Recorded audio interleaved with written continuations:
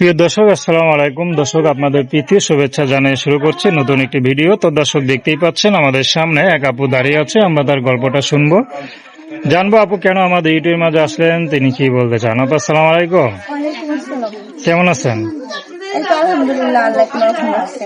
নাম কি আপনার? চাঁদনি। মাশাআল্লাহ, চাঁদনি আপু তো ভালোই পর্দা করেন দেখতেছি। তো সবসময় পর্দা করেন না লোক দেখানো পর্দা করেন, কোনটা?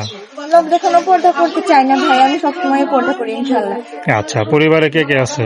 পরিবারে আছে আমার মা আছে, ছোট একটা ভাই আছে আর আমি।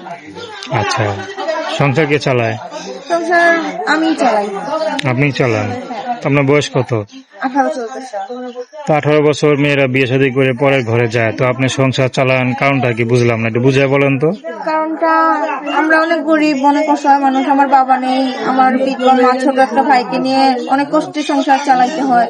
এই জন্য কখনো নিজের কথা ভাবি না, নিজের ফ্যামিলির কথা ভাবি। মা ভাই কিভাবে তাদের খাইয়ে পরে রাখবো, এটা ভাবি।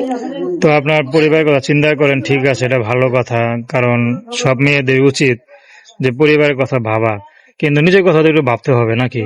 নিজের কথা ভাবি মাঝে মাঝে, কিন্তু ভাবতে আর মন চায় না।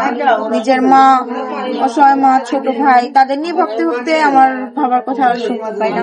আচ্ছা, আমি বিয়ে শাদী করবেন নাকি?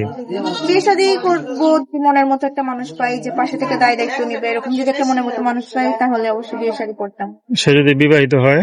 সে যদি বিবাহিত হয়েও আমাকে বিয়ে করতে চায় তাহলে আমার সমস্যা নেই, আমি তাকে বিয়ে করতে।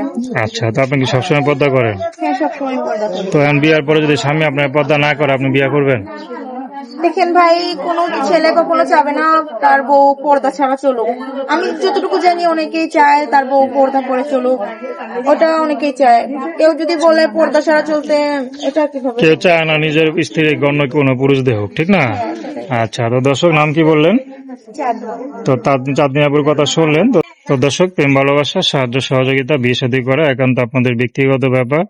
আসুন আমরা 5 ওয়াক্ত নামাজ পড়ি, সর্বদা দেশের সেবা করি।